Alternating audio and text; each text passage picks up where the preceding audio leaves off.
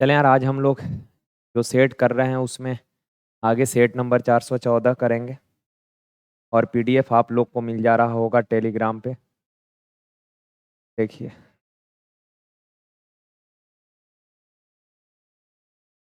थोड़ा सा बीच में प्रॉब्लम हो गया था, कट गया था, ये सारा पढ़ा चुके थे। चलिए कोई बात नहीं, फिर से कर लेते हैं। देखिए, कहा किसी धन पूर्णांक n को, कोई नंबर है सर n, कहा इसको अगर 7 से डिवाइड करिएगा तो रिमाइंडर 3 बचेगा। ओके ना। कहा कि निम्न में से किस संख्या को 7 से विभाजित करने पर शेषफल 0। शेषफल 0 कहने का मतलब नंबर 7 से कंप्लीटली डिवाइड हो जाए। अच्छा, n को अगर 7 से डिवाइड कर रहे, रिमाइंडर 3 बच रहा, यानी अगर n में 4 ऐड कर दीजिएगा तो नंबर 7 हो जाएगा और 7 7 से कंप्लीटली डिवाइड हो जाएगा। यानी कि n प्लस 4 जो है ये 7 से पूरा पूरा कटेगा। 4 7 से कटेगा ना, 4 ऐड करेंगे तो n प्लस 4 यानी कि 3 और 4 7 हो जाएगा, कट जाएगा। वह छोटी से छोटी पूर्ण संख्या ज्ञात करें जिसका 60% 6 से ज्यादा है। तो 7 का अगर 60% निकालिएगा तो 6 सते 42, 420% हटाएंगे 2 अंक से पहले डेसिमल, तो ये तो 6 से कम ही है।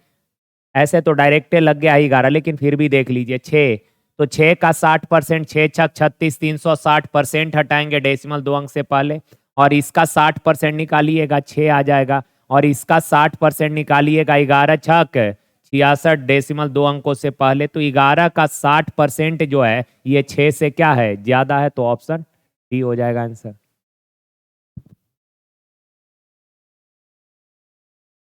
देखिए, का इसका मान निकालना है, आसान सा सवाल है यार। देखें, अब 25 का वर्गमूल हो जाएगा 5। ओके, रूट के अंदर 4 अंकों से पहले डेसिमल है तो रूट के बाहर 2 अंक से पहले डेसिमल होगा। 225 का वर्गमूल 15, रूट के अंदर 2 अंक से पहले डेसिमल तो बाहर 1 अंक से पहले डेसिमल होगा। 625 का वर्गमूल 25 हो जाएगा सर, रूट के अंदर 4 अंक से पहले डेसिमल तो बाहर में 2 अंक से पहले डेसिमल। अभी डेसिमल को इग्नोर करिए, केवल नंबर को पकड़िए और गुना कर लीजिए। 15 पचे 75 हो जाएगा। ये कितना, 15 पचे 75, 25 पचे 125, हाथ में रहा 12, 25 सत 175, 175 और 12 कितना हो जाएगा, 187, है ना। और डेसिमल सर कितने, 1 2 3 4 5 अंक से पहले डेसिमल लगा दीजिए, 1 2 3 4 5 अंक से पहले, यानी कि 0.01875, 0.01875 ऑप्शन डी, सॉरी सी। देखिए, यहाँ इस सवाल में थोड़ा सा एरर है, सुधार कर लीजिएगा। ये जो है ना नंबर, यहाँ पे केवल 2 है, ये केवल 2 है। अब देखिए यार, ये ऐसे नंबर का अगर वर्गमूल निकालना है तो आपको पता है सर कि अगर ऐसे नंबर का वर्गमूल निकालना है तो यहाँ पे 2 होना चाहिए, क्योंकि परफेक्ट स्क्वायर नंबर जो है, जैसे a प्लस बी का होल स्क्वायर अगर आप करेंगे तो ये बनेगा a square plus b square plus 2ab बनेगा। तो यहाँ ab के साथ कितना है, 2 होना चाहिए, तभी तो फॉर्मूला पे अरेंज कर पाइएगा। तो यहाँ 2 है, तो ऐसा नंबर पिक करिए जिसको गुना करने पर 40 आ जाए और सर जोड़ने पर 13 आ जाए। तो आप बोलेंगे सर ऐसा 2 नंबर है, 8 और 5, 8 पचे 40, 8 5 13, तो 8 और 5 रूट लगा लीजिए सर यहाँ, और प्लस है तो यहाँ भी प्लस, ये x का वैल्यू आ गया। अच्छा, सिमिलरली यही चीज तो यहाँ भी है, 8 पचे 40 हो जाएगा, तो 8 और 5 रूट लगा लेना है, बीच में माइनस है तो यहाँ भी माइनस हो जाएगा।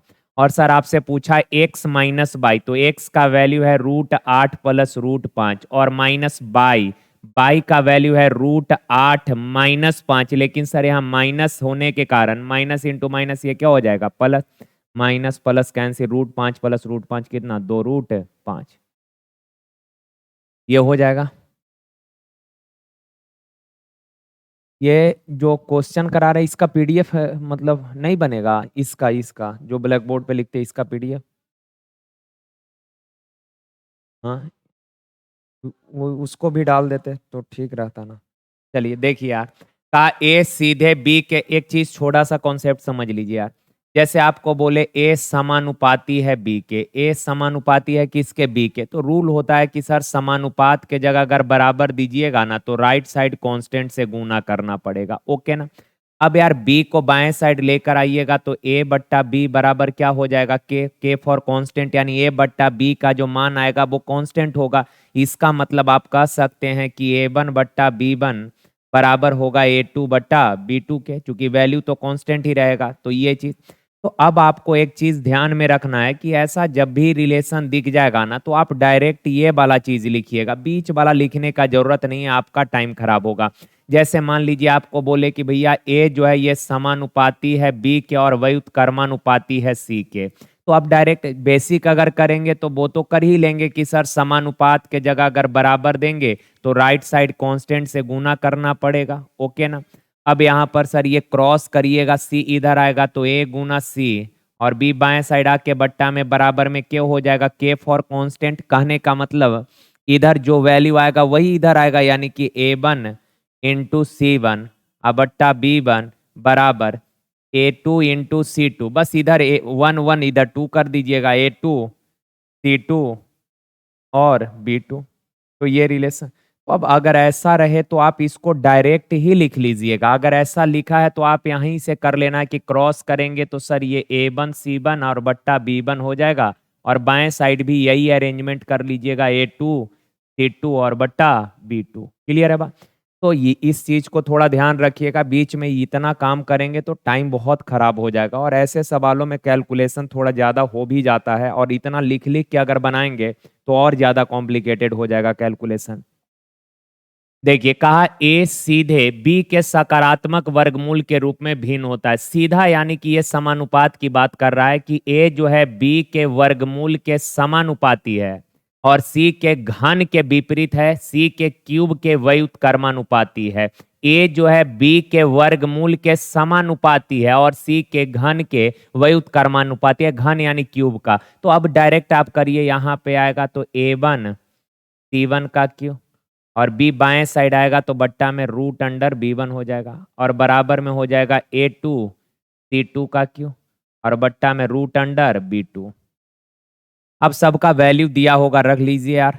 यहाँ ए वन का वैल्यू कितना है 15, सर बी बराबर 27 है। अच्छा पहला बी है ना 27, तो 27 लिखेंगे तो रूट अंडर 27 यानी 9 तिया 27, 9 तिया 27 यानी 3 रूट है 3 हो जाएगा।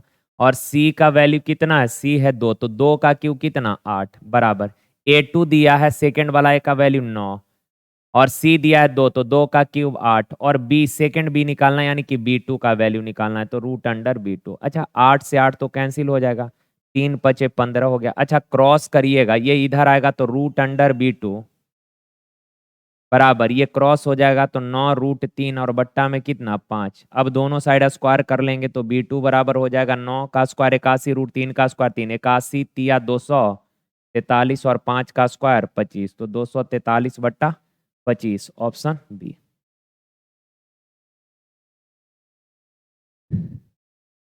देखिए यार कहा ए बी सी और त्रिभुज डी ई एफ सर्वांगसम है। त्रिभुज ए बी सी,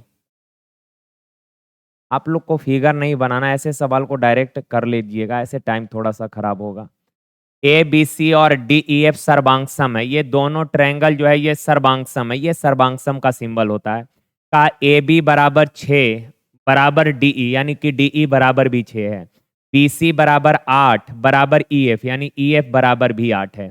का एम मेजरमेंट, इसका मतलब होता है measurement of angle B, measurement of angle B दिया है 30 डिग्री यानी 30 डिग्री, और सवाल पूछा है कि कोण डी प्लस कोण सी का वैल्यू क्या होगा। अच्छा कोण डी प्लस कोण सी पूछा है, एक बात जरा बताइए तो, सर्वांगसम यानी सर्व अंग समान, ये तो समझ रहे होंगे बात को। अच्छा यहाँ ये 30 है तो इसमें भी ये 30 हो जाएगा, कोई दिक्कत नहीं सर।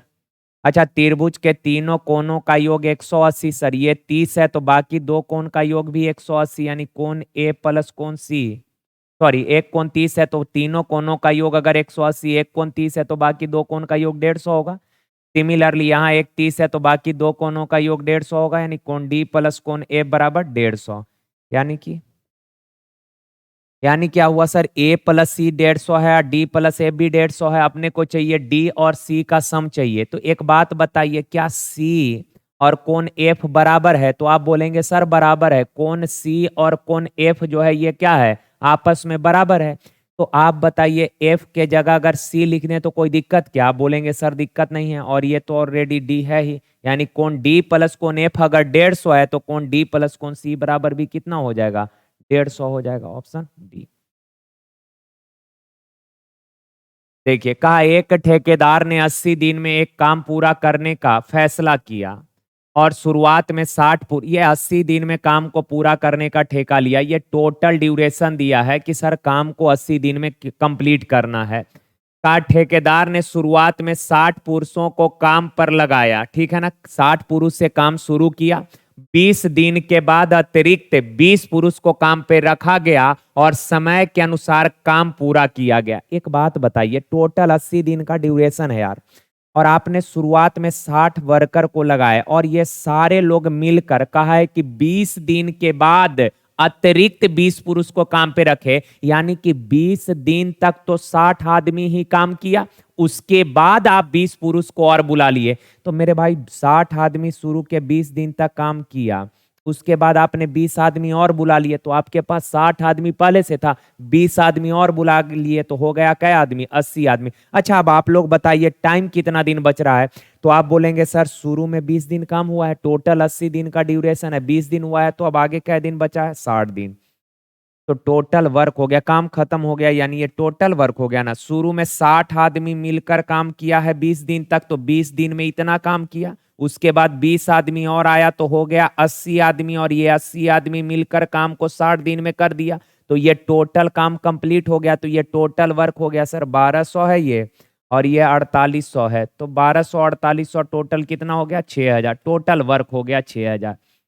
अब आगे सवाल में कहा कि यदि उसने अतिरिक्त आदमियों को नियुक्त नहीं किया होता तो उसे काम को पूरा करने के लिए कितने अतिरिक्त दिनों की आवश्यकता होती? सुनिए ना, शुरू में आपने 60 लोगों से काम करना शुरू करवाया था, लेकिन कुछ दिन के बाद 20 आदमी एक्स्ट्रा रखे थे ना, तो यही पूछ रहा है कि अगर 20 आदमी जो एक्स्ट्रा लिया अगर एक्स्ट्रा नहीं लगाते तो काम कितने दिन में होता? अगर आदमी एक्स्ट्रा नहीं रखते, यानी अगर पूरा काम 60 आदमी से ही कराते तो कितना दिन अतिरिक्त लगता? तो इस काम को अगर 60 आदमी ही करता मेरे भाई तो टाइम लग जाता क्या दिन? तो आप बोलेंगे सर 100 दिन लग जाता।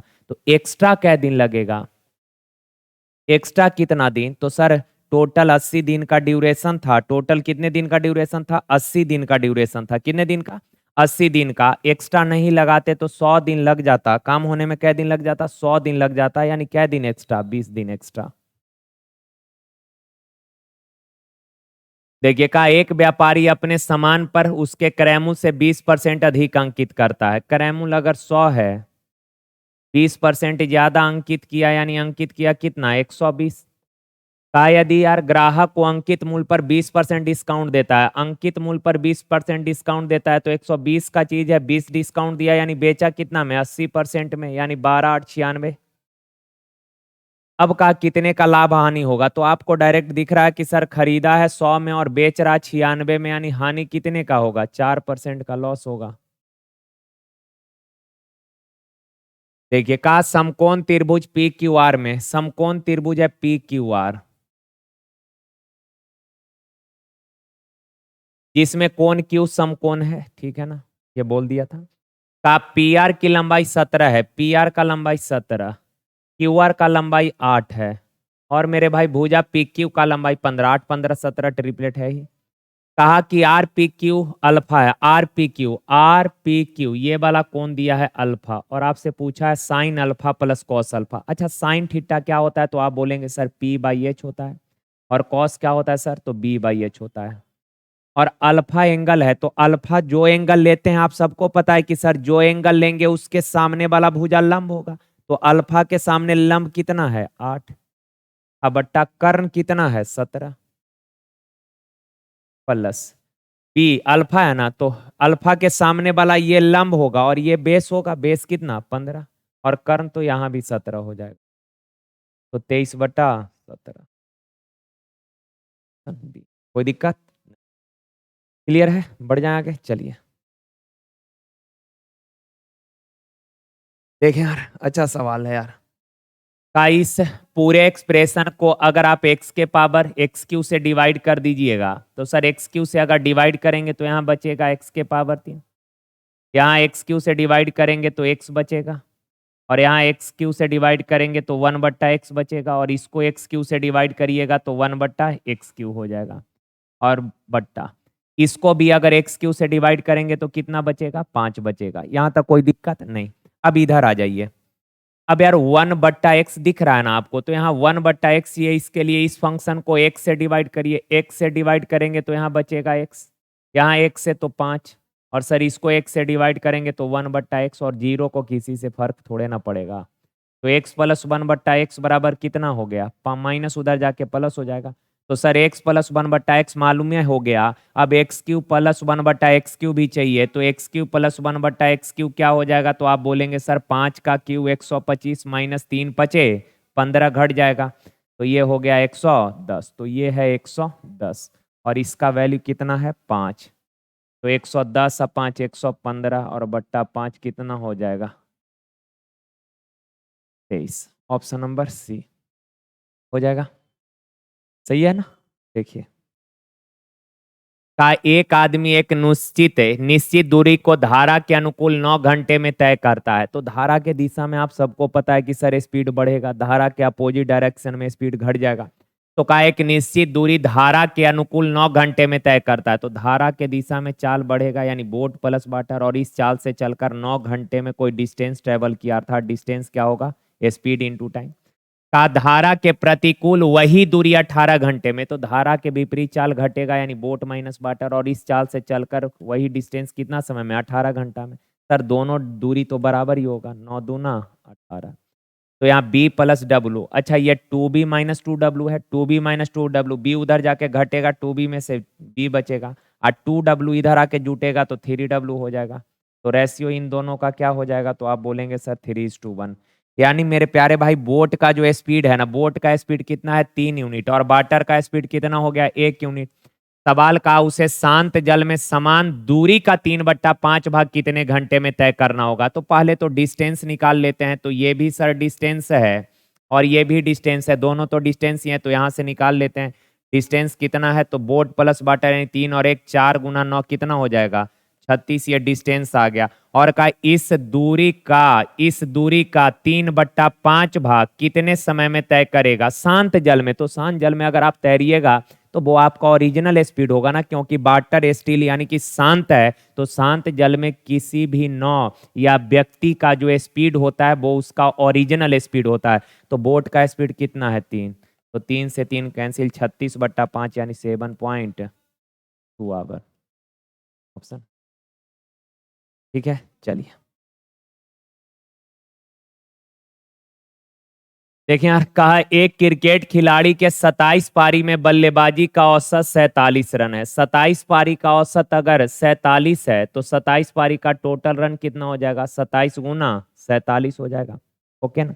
तो गुना करके कितना आ जाएगा, तो 7 चौक 28, 7 चौक 28, 4 सत्ते 28, हाथ में 2, 4 दूना 8 है 2 10। अब 7 से 7 सत्ते 49, 7 दूना 14, 4 18, यानी कितना 9, 8 8 16, तो 1269। अब आगे कहा कि सर यदि एक पारी में उच्चतम स्कोर उसके न्यूनतम स्कोर से 157 रन अधिक है, कहा कि मैक्सिमम जो रन है किसी एक पारी में, जिस पारी में उसने मैक्सिमम रन बनाया, कहा कि मिनिमम से 157 ज्यादा है, तो मिनिमम में x तो मैक्सिमम में 157 एक्स्ट्रा, यानी x + 157 बनाया। का अब इन दो पारियों को हटा दिया जाए तो शेष 25 पारी का औसत स्कोर 42 है। सर टोटल आपने 27 मैच खेले हैं, और जिस मैच में आपने सबसे ज्यादा रन बनाया और जिस मैच में सबसे कम रन बनाए, उन दो मैचों को अगर हटा दीजिएगा तो बचेगा कितना मैच, 25 मैच, और इन बचे हुए मैचों का एवरेज कितना है 42। तो टोटल रन कितना हो जाएगा 25 दूना 50, 25 चौक 100 और 5 100। आप एक चीज बताइए, ये है 27 मैच का टोटल रन, कितने मैच का टोटल रन 27 मैच का, और ये 25 मैच का टोटल रन। तो 27 मैच के टोटल रन में से 25 मैच का टोटल रन अगर घटा दीजिएगा तो आप बताइए ये कितने मैच का टोटल रन बच गया। तो आप बोलेंगे सर 2 मैच का, और यही 2 मैच का बचा होगा, तो इन दोनों का टोटल रन कितना है, तो 2x + 157। सर 2x = 157, उधर जाके घटेगा कितना 62, क्या, यस। तो x बराबर 31 और x अगर 31 है तो कहा कि पारी में उच्चतम स्कोर कितना है, तो x प्लस 157, 31 जोड़िएगा तो 8, 8 और 108। ऑप्शन हो जाएगा। सवाल अच्छा था यार, ठीक है। देखिए कहा एक परिवार में दादा दादी, अच्छा दादा दादी कितने मेंबर हो गए, 2 लोग, माता पिता 2 लोग हैं और 2 पोते हैं, यानी कि फैमिली में टोटल 6 मेंबर हैं। कहा दादा दादी की औसत आयु 69 है। अच्छा 2 लोग का औसत 69 है तो टोटल कितना हो जाएगा, 2 9 18, 2 6 12 और 1 13, 138। कहा माता पिता की आयु 39 है, माता पिता भी 2 लोग हो गए तो 2 लोग का औसत अगर 39 है तो टोटल कितना हो जाएगा, 2 9 18, 2 3 6 और 1 7 18। पोते की आयु 9 वर्ष है तो पोता 2 गो है ना, तो औसत अगर 9 है तो टोटल 9 दूना 18। तो सर ये 2 2 4 2 6 लोग का टोटल एज है इतना, तो औसत एज कितना, 6 से डिवाइड कर दीजिएगा, एवरेज आ जाएगा। अब सर 8 8 16 और 8 कितना, 24, हाथ में रहा 2, 7 और 1 8, 8 है 3 11, 8 है 2 10 है 3 13, ऐसे लिख देते हैं, 1 का 2 3, 6 बचे, कहीं गलत है का यार।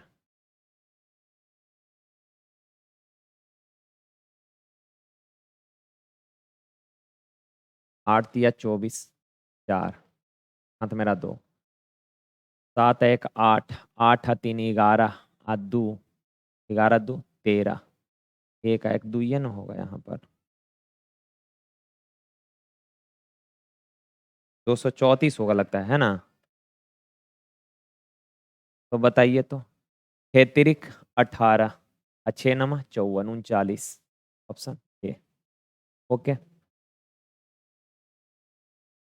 देखिए कहा एक ट्रक 36 लीटर डीजल, एक ट्रक जो है 36 लीटर डीजल, ट्रक कितना litre diesel, 36 litre diesel, truck 36 litre diesel पर 492 किलोमीटर चलता है, तो 33 लीटर डीजल पर कितना चलेगा। अच्छा 36 लीटर डीजल पर 492 किलोमीटर, तो 1 लीटर पर इतना किलोमीटर चलेगा, तो कहा 33 लीटर पर कितना, 33 से गुना कर देते हैं।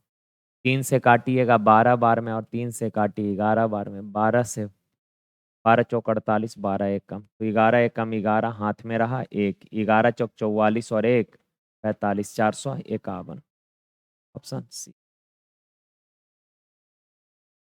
देखिए कहा ए और बी टैंक को खाली करने वाले पाइप है और एक टैंक को क्रमशः 6 घंटे तथा 16 घंटे में खाली कर सकता है। 2 पाइप जो है खाली करने वाला है। कहा ए पूरा टंकी को 6 घंटे में खाली करेगा और बी पूरा टंकी को 16 घंटे में खाली करेगा। अच्छा मेरे भाई ए पूरा टंकी को खाली कर देगा कै घंटा में, तो आप बोलेंगे सर 6 घंटा में, और बी खाली कर देगा 16 घंटा में। और आगे कहा यार कि सी टैंक को भरने वाला पाइप है, सी जो है ये भरने वाला पाइप है, ए और बी खाली करने वाला है, सी भरने वाला है। कहा तीनों पाइपों को एक साथ खोला गया, उन पाइपों को टैंक के 5/18 भाग को खाली करने में 80 मिनट लगा है। अच्छा एक बात बताइए, कहा जब तीनों को ओपन कर दिए ना, तीनों को एक साथ ओपन किए, ए बी एंड सी जब तीनों को ओपन किए हैं तो टंकी का 5/18 भाग खाली होने में, 5/18 भाग खाली होने में टाइम लगा 80 मिनट। देखें यार हर जगह टाइम आवर में है, यहाँ मिनट में, तो आवर में लाइएगा तो 60 से डिवाइड कर देंगे, तो 20 चौक 80, 20 दिया 60, 4/3 घंटा। कहा टंकी का 5/18 भाग खाली, ध्यान रखिएगा खाली बोला है कि 5/18 भाग खाली होने में 4 घंटा लगेगा। तो आप बताइए पूरा टंकी खाली होने में कितना घंटा लगेगा, क्रॉस करेंगे तो 6 चौक 24/5 घंटा में पूरा टंकी खाली हो जाएगा। तो मेरे भाई जब दो तीनों नल एक साथ चलेगा तो पूरा टंकी 24/5 घंटा में खाली हो जाएगा। ध्यान से तीनों को जब एक साथ ओपन करेंगे तो 5/18 भाग खाली होगा 4/3 घंटा में, 5/18 भाग खाली होगा 4/3 घंटा में, तो पूरा टंकी खाली होगा 24/5 घंटा में, खाली होगा बोल रहे हैं ध्यान से। तो सर ए अकेले खाली करेगा 6 घंटा में, बी अकेले खाली करेगा 16 घंटा में, और जब तीनों साथ में चलेगा तो टंकी खाली होगा 24/5 घंटा में। तो टंकी का कैपेसिटी कितना हो जाएगा, तो यहाँ 48, 6 8 48 खाली करेगा माइनस से, 16 तिया 48 खाली करेगा माइनस से, 24 दूना 48, 5 दूना 10 खाली करेगा तो माइनस से। सवाल कहा कि बताइए यदि सी चले तो पूरा टंकी कितने समय में अकेले भर देगा? तो सी का एफिशिएंसी देखते हैं यार। ए कितना खाली कर रहा है? 8। बी कितना खाली कर रहा है? 3। मेरे भाई जब तीनों एक साथ चलेगा तो खाली हो रहा है कितना? 10। ए और बी 11 खाली कर रहा है पर खाली हो रहा है 10। इसका मतलब सी भर दे रहा होगा कितना? 1 लीटर। और का सी पूरा टंकी कितने समय में? 1 घंटा में 1 लीटर, तो 48 लीटर का घंटा में? 48 घंटा में। Option A.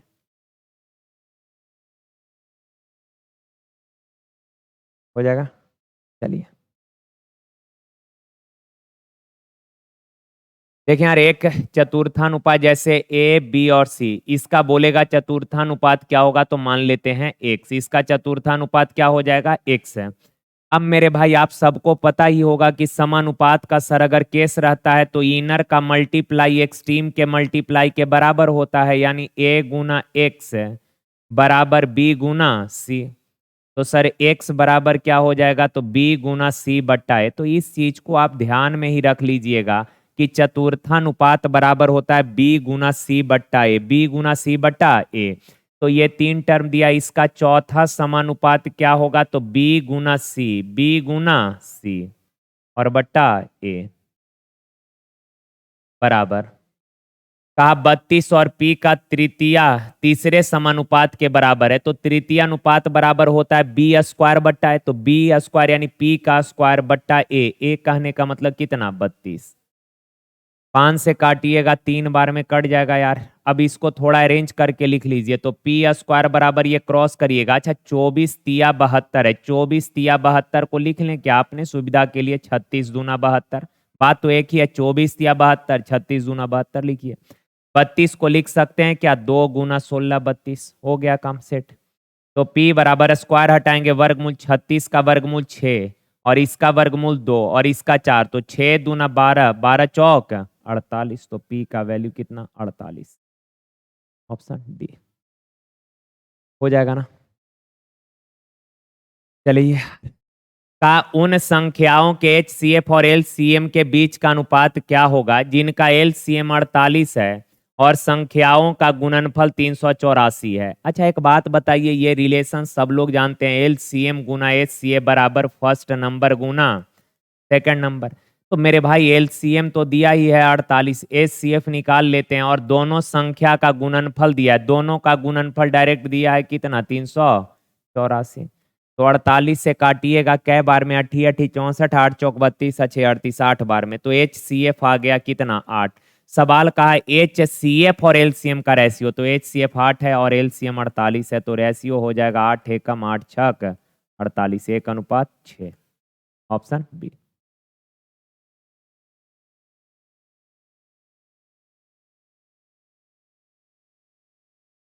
देखिए कहा यदि प्लस का अर्थ माइनस है, प्लस का अर्थ क्या? और ऐसा सवाल जब भी आ जाए ना तो होता काफी आसान है, लेकिन साइन उन थोड़ा सा सावधानी से करिएगा साइन का काम, नहीं तो थोड़ा सा मिस्टेक होगा पूरा खत्म हो जाएगा, टाइम भी जाएगा, सवाल का रिजल्ट भी गलत आएगा।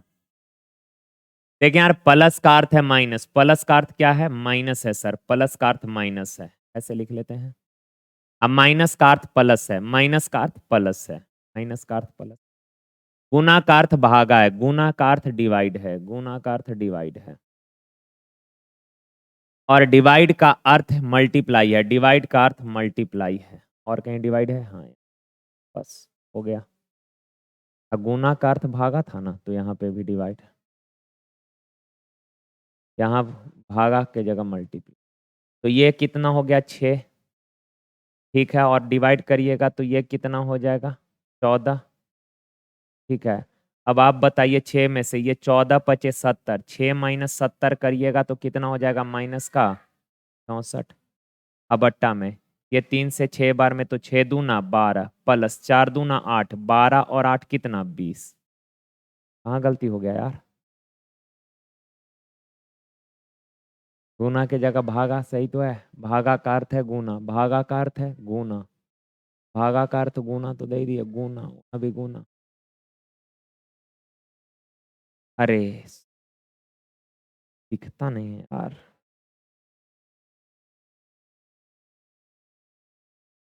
ये चूंकि पहले ब्रैकेट का ना काम करेंगे यार तक। तो 6 यहाँ 6 है और -14 कितना हो गया? 6 में से 14 अगर घटाइएगा तो कितना मेरे प्यारे भाई 8। ठीक है, -8 गुना 5 40 हो जाएगा, माइनस का 40। और बट्टा में ये देखिए तो 2 3 6 18 6 दूना 12, 12 प्लस 4 दूना 8, 12 और 8 20। तो काटिएगा -2, ऑप्शन ए। सॉरी यार, का चमन लाल है, अरशद है, अरशद।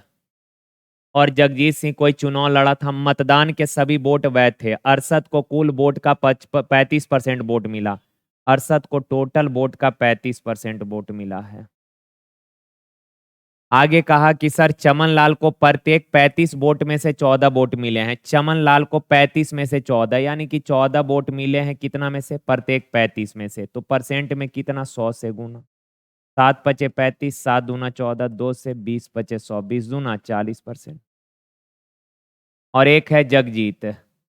अच्छा, अगर कोई भी वोट वैध लिखा भी है सवाल में कि सर चुनाव लड़ा था, मतदान के सभी वोट वैध थे, मतदान के सभी वोट वैध थे। अच्छा आप बताएं, अगर एक भी वोट इनवैलिड नहीं है, 35% एल लिया, 40% सी लिया, तो 35 40 75 हो गया, तो जे को कितना मिला होगा? आप बोलेंगे सर 25%, चूंकि टोटल 100% है, चूंकि कोई वोट अवैध हुआ नहीं है। का विजेता को सबसे कम वोट पाने वाले व्यक्ति के तुलना में 4950 वोट अधिक मिलता है। अच्छा, विनर तो ये ना है सबसे ज्यादा वोट लाया है, का इससे कितना ज्यादा? जो सबसे कम वोट लाया है उससे 4950 अधिक मिला है, तो जो सबसे कम लाया है इससे कितना ज्यादा है? तो आप बोलेंगे सर 15% ज्यादा है, लेकिन एक्चुअल में कितना ज्यादा है? 4950 का टोटल वोट बताइए, यानी 100% का वैल्यू बताना है। तो 4950 बट्टा में कितना? 15 और गुना 100। 5 दिया 15, 5 से सर 20, 3 से काटिएगा, 3 से 1, 3 छक 18, 3 पचे 15, जीरो। तो ये हो जाएगा 0 0, 2 पचे 10, 2 अठी 16, 17, 2 और 1 3, 37,000। 37,000।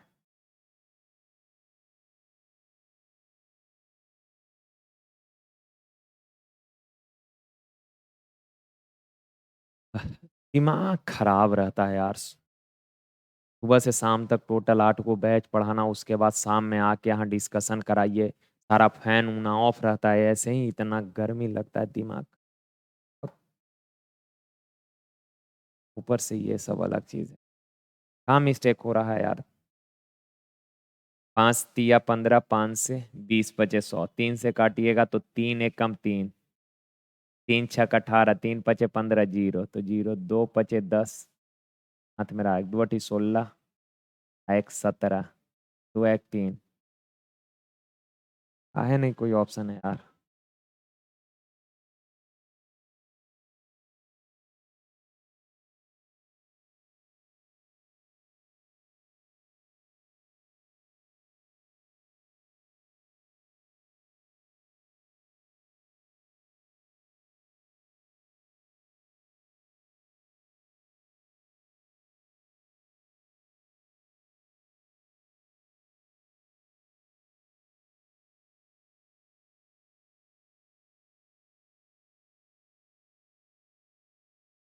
आप लोग कर लीजिएगा यार, देख लीजिएगा इसको, क्या कर सकते हैं अभी।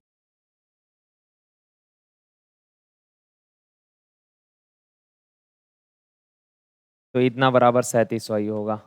ऑप्शन ऑप्शन देख लीजिएगा, जो भी है 37,000। चलिए देखिए, का इतना और इतना के मध्य समानुपाती। मध्य समानुपात क्या होता है? Root under A B, A B यानी 1.6 गुना 3.6। तो इसका वर्गमूल 4, 36 का 6, तो 6 चौक 24 बट्टा 10 यानी कि 2.4। ओके, का 5 और 8 का तीसरा समानुपात, तृतीय अनुपात क्या होता है? बी स्क्वायर, यानी 8 का स्क्वायर 8 गुना 8, और बट्टा में कितना? यहीं पे लिख देते हैं, 8 गुना 8 और बट्टा 8 गुना 8 और बट्टा में कितना हो जाएगा? ए यानी कितना? 5। बस हो गया यार, डेसिमल हटाएंगे तो बट्टा में 10 आ जाएगा, 5 दूना 10। ठीक है, 2 से 12 दूना 24, 4 दूना 8, 4 तिया 12, यानी कि 3:8 दूना 16, 3:16, ऑप्शन सी हो जाएगा।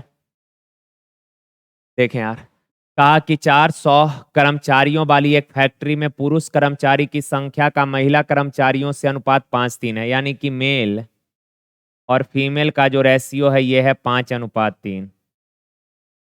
ठीक है। फैक्ट्री में 87.5% नियमित कर्मचारी। देखिए यार, परसेंट में रिजल्ट मांगा है तो इस रियल वैल्यू का कोई यूज नहीं है।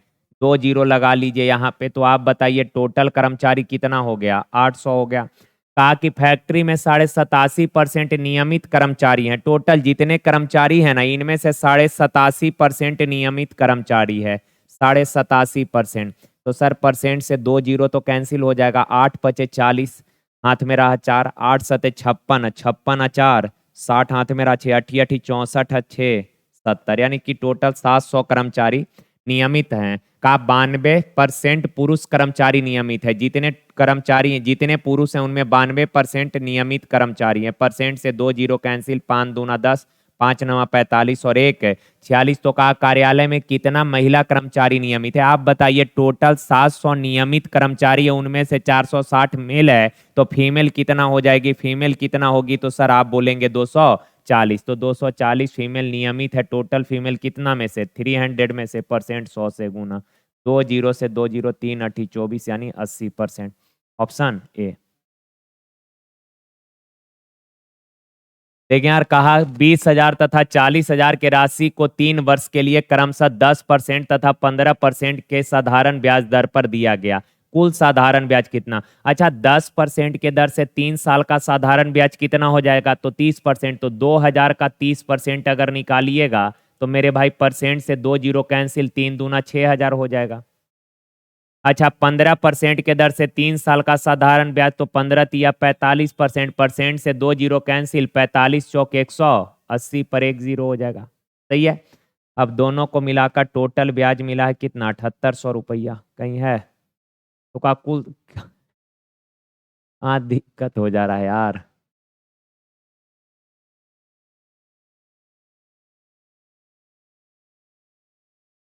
तो है यार।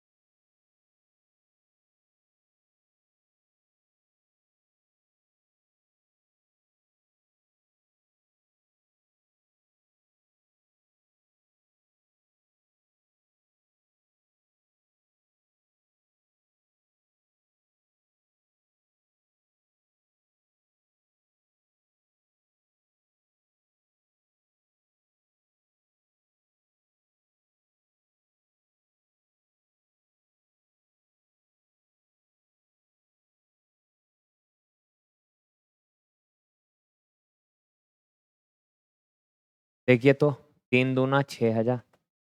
ठीक है। और यहाँ मेरे भाई 2 जीरो।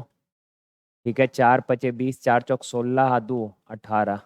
तो ये हो गया 18,000,000, 8×6=14, 24।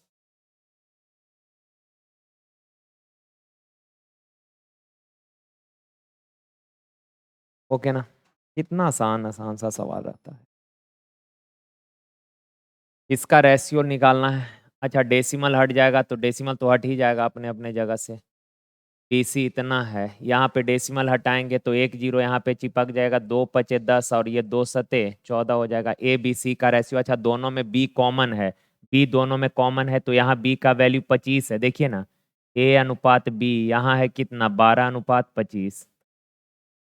और यहाँ B/C कितना है? 5/7। तो अगर इसमें 5 से मल्टीप्लाई कर देंगे दोनों जगह बी इक्वल हो जाएगा। तो ABC का वैल्यू कितना? 12, 25 और कितना? 5×7=35। 12×25=35, 12×25 और 35। Option D. चलो, सही है। देखिए, 9 रुपए प्रति वस्तु के बजाय, 9 रुपए प्रति वस्तु के बजाय 12 रुपए प्रति वस्तु के दर से बेची गई। अच्छा, वस्तु को 9 रुपए प्रति वस्तु के बजाय 12 रुपए प्रति वस्तु के हिसाब से बेचे। कहने का मतलब हुआ कि 9 के जगह अगर 12 में बेचेंगे तो प्रति वस्तु आपको 3 रुपए का लाभ हो जाएगा। ओके ना? प्रति वस्तु कितने का लाभ हो? 9 के बजाय अगर 12 में बेचेंगे तो हर वस्तु पर 3 का लाभ होगा। और कहा कि वस्तुओं के विक्रय मूल्य के बीच का अंतर 150 है। पहले कुछ विक्रय मूल्य होता था, लेकिन अब 9 के जगह अगर 12 में बेच रहे हैं तो विक्रय मूल्य इंक्रीज न कर जाएगा। तो वही कहा है कि विक्रय मूल्य का अंतर 150 रुपए का है। तो मेरे भाई विक्रय मूल्य का अंतर अगर 150 है, कहने का मतलब हुआ कि लाभ का अंतर 150 है। विक्रय मूल्य का अंतर मीन्स लाभ का अंतर 150 है। तो एक वस्तु पर 3 का लाभ हो रहा है, 150 का टोटल लाभ हुआ। इसका मतलब वस्तु कैगो होगा? तो आप बोलेंगे सर 50 वस्तु है। कैगो वस्तु है? तो 50 वस्तु है सर। का इन सभी वस्तुओं का क्रय मूल्य 250 है, यानी 50 वस्तु का क्रय मूल्य कितना है? 250 है। यदि अर्जित लाभ 20% है तो 21 वस्तु का विक्रय मूल्य। अच्छा, 250 रुपया है, 50 वस्तु का क्रय मूल्य क्या रुपया है? 250। और इसको आप अगर 20% लाभ पर बेचे हैं, कितना लाभ पर बेचे हैं? 20% लाभ पर बेचे हैं, तो ये 50 वस्तु का विक्रय मूल्य आ गया, यानी कितना? 600 रुपया।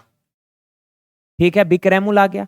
तो सर एक वस्तु का विक्रय मूल्य कितना? आप बोलेंगे सर 50 वस्तु का विक्रय मूल्य 600 है। रुक जाइए, 12 पचे 60, 6 12 24, 6 30। क्या हो रहा है यार, आज तो कमाल हो गया। 30 है, ध्यान कहीं और रहता है। 300/50, तो ये कितना? यानी कि एक वस्तु का विक्रय मूल्य 6 रुपया है, तो 21 वस्तु का विक्रय मूल्य कितना हो जाएगा? 126 रुपया। देखिए, कहा किसी धनराशि पर 10% वार्षिक ब्याज दर पर 1 वर्ष के लिए उन चक्रवृद्धि ब्याजों का अंतर 8880 है। 88.80 रुपया है, 88.80 पैसा है। जब ब्याज को 6 माही और वार्षिक आधार पर चक्रवृद्धि किया जाता है, 6 माही और वार्षिक आधार पर चक्रवृद्धि किया जाता है। अच्छा, 10% के दर से 1 साल का चक्रवृद्धि ब्याज कितना होगा? 10% होगा। और अगर अर्धवार्षिक अगर आप लगाए हैं तो 10% रेट है, तो अर्धवार्षिक के लिए रेट कितना हो जाएगा? 5%। और टाइम 1 साल है, अर्धवार्षिक है तो टाइम क्या साल हो जाएगा? 2 साल। तो 5% के दर से 2 साल का चक्रवृद्धि ब्याज, तो ये भी फॉर्मूला से 5+5+5 गुना 5/100, यानी कितना हो जाएगा? 10.25। तो सर अगर 10% के दर से वार्षिक आधार पर चक्रवृद्धि ब्याज कैलकुलेट करिएगा तो आएगा 10% ब्याज।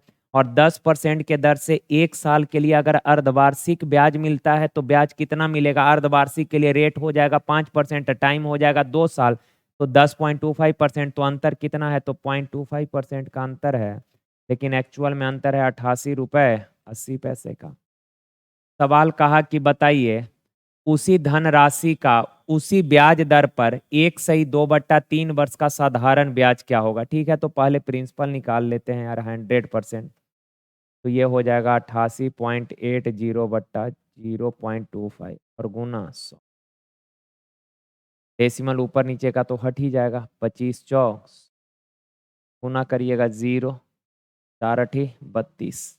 हाथ में रहा 3, 4×8 = 32 35। हाथ में 3, 4×8 = 32 35। 35,520। अब आगे सवाल में कहा कि उसी दर से उसी धनराशि का उसी ब्याज दर पर 1/2/3 वर्ष का साधारण ब्याज। तो साधारण ब्याज क्या होता है? Rate into time. तो रेट है 10%, तो 10% के दर से 2, 3 एकम 3 2 5/3 साल का साधारण ब्याज कितना हो जाएगा? Rate into time, 10×5 = 50/3। परसेंट हटाएंगे तो 100 आ जाएगा, यानी 50 एकम 50 दूना 100 1/6। तो सर 10% के दर से 5/3 साल का साधारण ब्याज हो जाएगा 1/6। अगर प्रिंसिपल है इतना तो साधारण ब्याज इसका 1/6 लगेगा, यानी कि 6×5 = 30, 6×9 = 54, 6×2 = 12, कितना है? 5920। ऑप्शन देखिए, कहा समान धारिता वाले 3 जग में दूध और पानी के मिश्रण का अनुपात। कहा पहला बर्तन में मिल्क और वाटर का रेशियो है 3:1, दूसरा में मिल्क और वाटर का रेशियो है 7:1 और तीसरा में मिल्क और वाटर का रेशियो 11:5। तो आप बताइए यहाँ सर टोटल क्वांटिटी कितना है? 4। यहाँ मिल्क वाटर मिलाकर टोटल 8 और यहाँ टोटल कितना है? 16। यहाँ तो बोला ही है समान धारिता वाले 3 जग, यानी तीनों जग का धारिता सेम है, कैपेसिटी यानी कि वॉल्यूम सेम है। तो सर यहाँ तो सेम दिख नहीं रहा, तो सेम बनाना पड़ेगा गुरुजी। तो सेम बनाने के लिए यहाँ 4×4 = 16, यहाँ 8×2 = 16। सर यहाँ 4 से तो यहाँ भी 4 से और यहाँ भी 4 से। सर इसमें 2 से तो यहाँ भी 2 से और यहाँ भी 2 से। अब का इन सबको मिला दिए तो टोटल मिल्क और टोटल वाटर कितना? अच्छा, पहला में मिल्क कितना है? 12। दूसरा में मिल्क कितना है? 14। तो 12 और 14 कितना? 26 और 11 कितना? 37। तो 37 है कहीं पहले। अच्छा उल्टा पूछ दिया, तो बाद में 37 होना चाहिए, तो ऑप्शन बी ही होगा। और ऐसे निकाल भी लेते हैं। पहला में बाटर कितना है 4, दूसरा में बाटर 2, तो 4 और 2 6 या 5 11। तो सर मिल्क 37 बाटर 11 है, तो पूछा है पानी और दूध का अनुपात, तो 11:37 ऑप्शन बी। का 24 पुरुष एक दीवार 6 दिन में बना देगा, 24 पुरुष दीवार को कै दिन में बना देगा, 6 दिन में बना देगा। अब का 36 पुरुष उसी प्रकार की लेकिन दोगुनी लंबी दीवार बनाने में कितना दिन, इससे दोगुना लंबा दीवार कै पुरुष पूछा है, 36 पुरुष कितने दिन लेगा, तो 36 से डिवाइड कर दीजिएगा, तो 6 छक 36, 6 चौक 24, यानी 4 दूना 8 दिन हो जाएगा। आसान आसान सा सवाल है यार। कहता 2 ट्रेन आगरा से कोलकाता के लिए 9 और 9:30 बजे रवाना होती है, क्रमशः 240 और 300 के चाल से। दोनों ट्रेन आगरा से कितने किलोमीटर की दूरी पर मिलेगी। अच्छा एक बात बताइए, ये आगरा है, इधर आगरा से कोलकाता के लिए रवाना हुई है, ठीक है ना।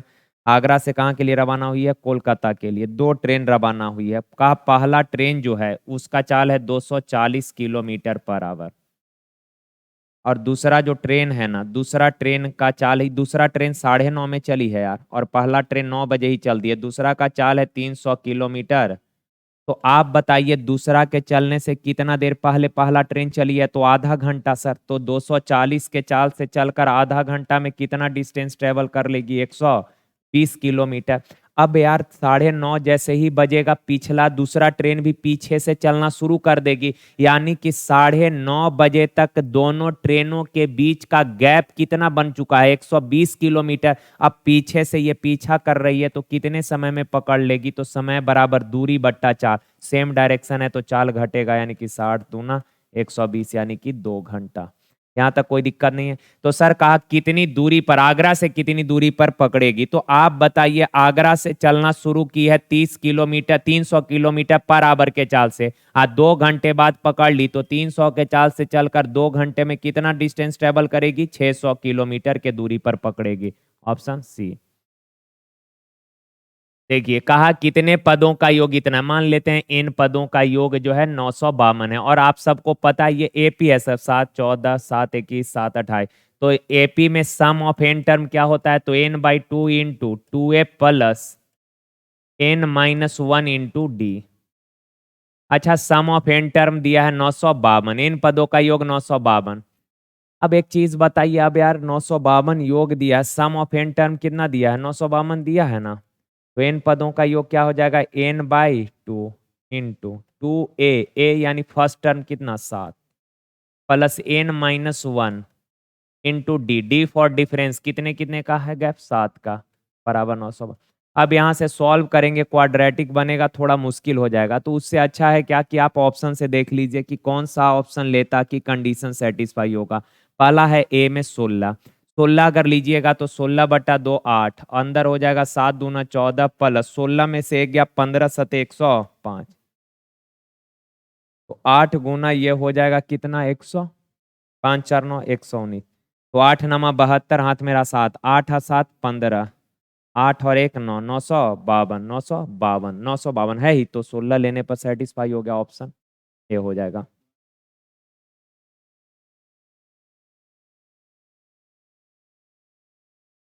देखिए यार का एक धनराशि 3 भाई ए बी सी में इस प्रकार बांटा गया है कि पूरे धनराशि का 5/12 भाग एक को मिला है। अच्छा पूरे धनराशि का 5/12 एक को, पूरे धनराशि का, तो पूरा धनराशि अगर 12 है तो उसमें से 5 मिला है एक को। आगे बढ़िए। आगे इसने कहा कि सर बी ने उतना ही रुपए प्राप्त किया जितना ए और सी को मिलाकर मिला है। कहा बी अकेले उतना लिया जितना ए और सी को मिलाकर मिला है। अच्छा टोटल पैसा कितना है 12, 12 को 2 इक्वल पार्ट में डिवाइड करिए, क्यों, क्योंकि 12 में से बी को उतना मिलेगा जितना ए और सी का कंबाइंड हिस्सा होगा। तो बी का हिस्सा अगर 6 होगा सर, तो ए और सी का भी हिस्सा कितना हो जाएगा, 6 होगा। और यहाँ दिया ही है ए का 5 है, तो बताइए सी कितना, 1। तो सर ए 5 है सी 1, तो बी का कितना 6 हो जाएगा। अब ए बी सी तीनों का हिस्सा पता कर गए। सर बोला सी को कुल 8,000 रुपए प्राप्त हुए, तो सर सी का हिस्सा 8,000 है, अनुपात में कितना 1, तो 1 यूनिट बराबर 8,000। तो सवाल कहा कि बताइए टोटल धनराशि कितना है, तो टोटल धनराशि 12 यूनिट है ना, तो 1 बराबर 8000, 12 बराबर 12 8 है 96,000 हो गया। तो चलें यार आज के लिए यहीं तक मेरे प्यारे भाई। थैंक यू यार, धन्यवाद, थैंक यू।